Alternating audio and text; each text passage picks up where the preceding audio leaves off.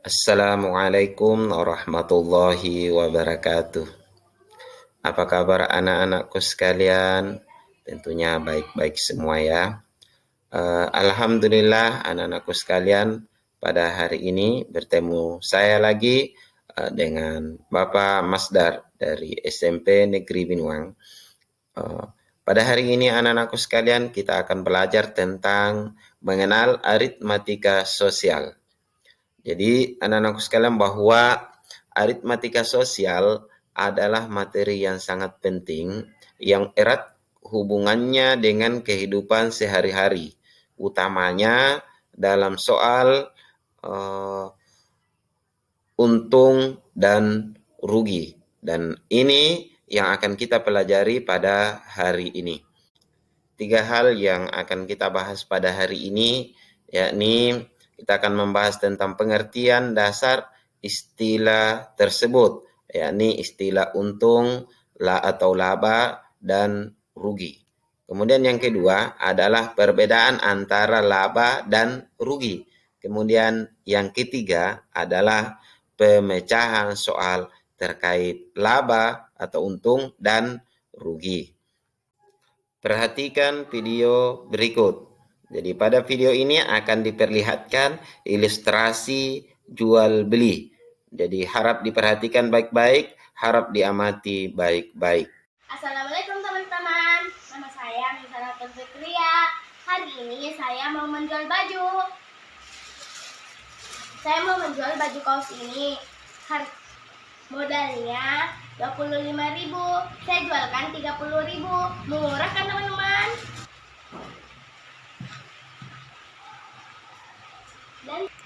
Dan baju gamis ini modalnya 200.000, tapi ini stoknya sisa 1 dan juga penghabisan, jadi saya jualkan 180.000. Oke teman-teman yang minat silahkan ke Fikria Mart ya. Assalamualaikum. Ayo kita menggali informasi. Harga pokok ya, harga pokok atau disingkat dengan HP atau harga pada saat produksi. Harga pada saat produksi atau dalam hal ini modal, harga pembelian.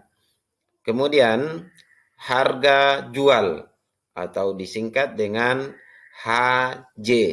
Dalam hal ini harga saat produksi itu dijual.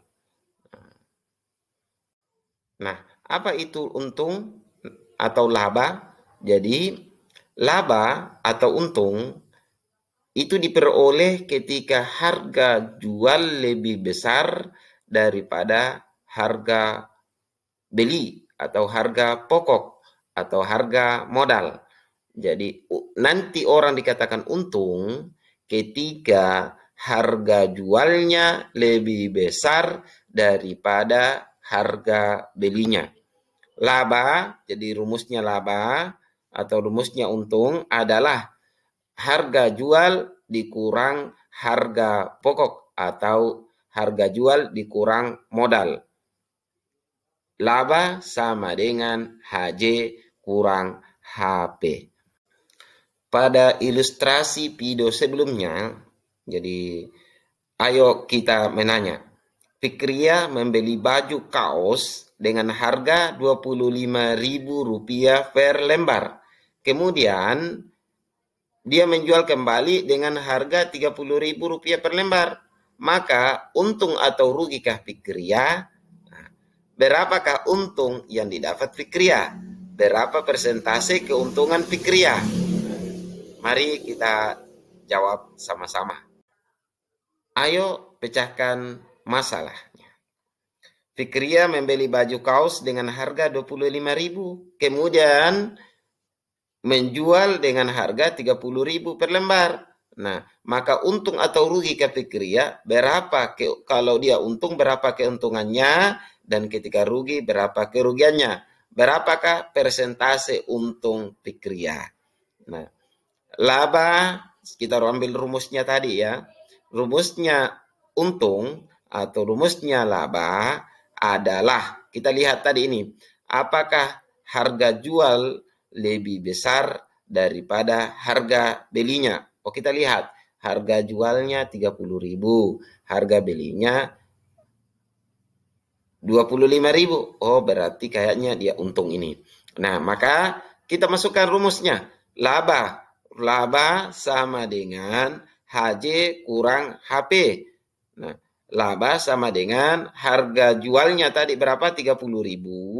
Harga belinya hanya 25.000. Berarti 30 dikurang 25, maka sama dengan Rp5.000. Dalam hal ini, Fikria memperoleh keuntungan Rp5.000 per lembar baju kaos. Jadi, kita sudah tahu bahwa untungnya tadi itu, untungnya Fikria pada penjualan baju kosnya adalah Rp5.000. Nah, timbul pertanyaan, sekarang berapa persen keuntungan yang didapat Fikria? Nah, kamu dapat menghitung persentase laba dengan menggunakan rumus. Kita pakai rumus. Ingat rumusnya ini anakku sekalian. Ini yang penting. Jadi rumusnya untuk mendapatkan persentase untung itu adalah persentase untung sama dengan laba per, atau laba dalam hal ini untung per harga pembelian atau modal. Kemudian dikalikan dengan 100. Nah, ayo kita lihat. Dari kasus tadi, berapa persentase keuntungannya?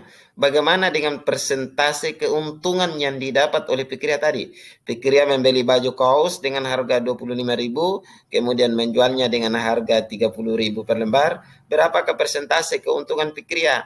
Nah, kita masuk rumusnya tadi. Rumusnya sudah disebutkan tadi bahwa persentase keuntungan atau laba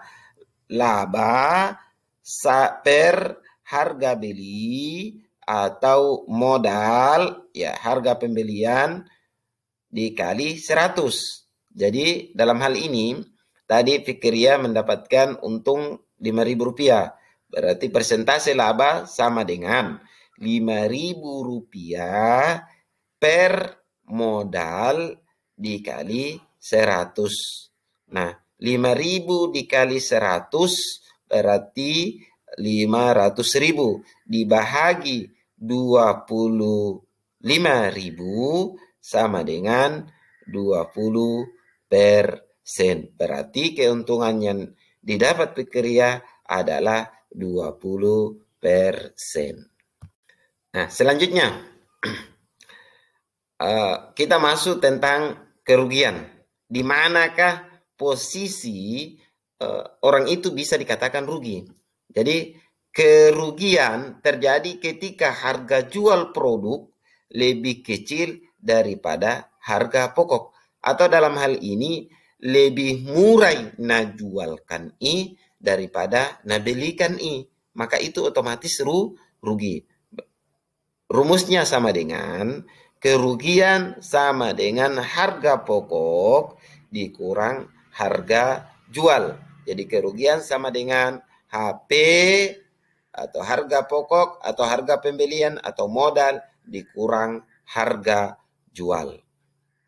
Nah, selanjutnya, bagaimanakah bentuk persentase tentang kerugian? Kamu dapat menghitung persentase kerugian dengan menggunakan rumus. Jadi rumus persentase kerugian sama dengan persentase rugi sama dengan rugi per harga pembelian atau harga pokok atau modal dikali 100. Nah, ayo kita latihan. Jadi, pada video sebelumnya kita sudah melihat tadi Fikria menjual gamis ya. Fikria menjual satu gamis seharga 200.000. Namun karena suatu keterbatasan untuk menghabiskan stoknya, dia hanya mampu menjualnya dengan seharga Rp180.000. Maka berapa kerugian yang ia derita? Berapa persentase kerugiannya? Jadi ini otomatis rugi ya, karena harga jualnya lebih rendah daripada harga belinya. Atau modalnya tadi ini 200.000, tetapi dia hanya mampu menjual dengan harga 180.000. Berarti otomatis rugi. Jadi kita pecahkan. Ayo kita pecahkan. Kerugian sama dengan harga pembelian atau harga pokoknya atau modalnya dikurang dengan harga jualnya. Berarti modal lebih besar daripada harga jual. Kerugian sama dengan 200.000 rupiah dikurang. Berapa najualkan ini? 180.000 rupiah. Otomatis dia rugi berapa? 20.000 rupiah. Berarti kerugiannya adalah 20.000 rupiah. Nah, bagaimana dengan persentase kerugiannya? Jadi, sesuai rumus tadi yang kita sudah sebutkan sedepannya, persentase rugi sama dengan rugi per harga pokok atau modal dikali 100. Nah, persentase rugi sama dengan harga atau rugi, berapa ruginya tadi ini? Jadi dia rugi 20.000 rupiah. Berapa modalnya? Per modal. Atau berapa harga pembeliannya? Harga pokoknya berapa? Yakni 200.000 rupiah. Nah, dikali 100. Berarti berapa persen kerugiannya? Sama dengan 10%. Berarti Fikria menderita kerugian dalam penjualan gamis itu adalah 10%. Nah, selanjutnya, ayo kita cek konsep. Betul tidak? Pada hari ini kita belajar matematika, kita menguasai atau tidak? Nah, kita diberikan contoh soal. Harga satu dos minuman adalah 20.000 rupiah. Isi satu dos minuman dalam satu karton itu adalah 24 gelas. Jika ibu kantin menjual dengan harga 1.000 rupiah per gelas, untung atau rugi ke penjual kantin? Berapa besar keuntungannya? Berapa persentasenya? Ayo kita pecahkan. Silahkan dicakar-cakar. Cek. Ya, nah kita cek ya. Ini otomatis untung. Kenapa bisa untung? Karena dalam satu dos isinya 24 gelas. Nah, berapa dijualkan kantin? 1.000 rupiah per gelas. Berarti 1.000 dikali 24. Ya kan? 24 isinya ya. Maka sama dengan 24.000. Berarti harga jualnya adalah 24.000. Sedangkan harga belinya berapa? 20.000 rupiah. Otomatis dia untung 4.000 rupiah. 4.000 rupiah. Oke, semua bisa ya anak-anakku sekalian. Nah, tiba saatnya kita menyimpulkan. Ayo kita simpulkan sama-sama.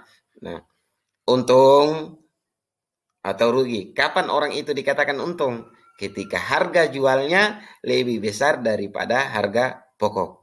Nah, selanjutnya, kapan orang itu dikatakan rugi? Ketika harga jualnya lebih kecil daripada modalnya. Lebih besar modalnya daripada najualkan Nah, berarti otomatis rugi. Tentunya anak-anakku sekalian tidak ada yang mau rugi ya. Ya, semuanya mau untung. Nah, maka pelajari baik-baik. Jadi, oke. Selanjutnya kita latihan. Nah, latihan saya buat latihannya ini dalam bentuk games. Nah, kita bermain sambil belajar. Saya juga melihat hasil pekerjaannya, hasilnya apakah anak-anakku sekalian mengerti atau tidak. Jadi harap dikerjakan. Itu linknya di atas, dibagikan supaya dikerja dalam bentuk biar di HP tak bisa dikerja juga. Diketik saja itu alamatnya di atas. Itu adalah games War Wall. Nah, nanti itu gamesnya kayak pesawat ya, kayak pesawat-pesawat. Maka akan mencari jawaban-jawaban yang benar. Oke, saya kira cukup anak-anakku sekalian. Dan saya akhiri dengan ucapan Wallahul muwaffiq ila aqwamit thariq. Terima kasih banyak atas perhatian, dan anak-anakku sekalian harap tetap semangat bahwa kita akan ketemu dengan pembelajaran berikutnya dengan semangat yang baru. Assalamualaikum warahmatullahi wabarakatuh.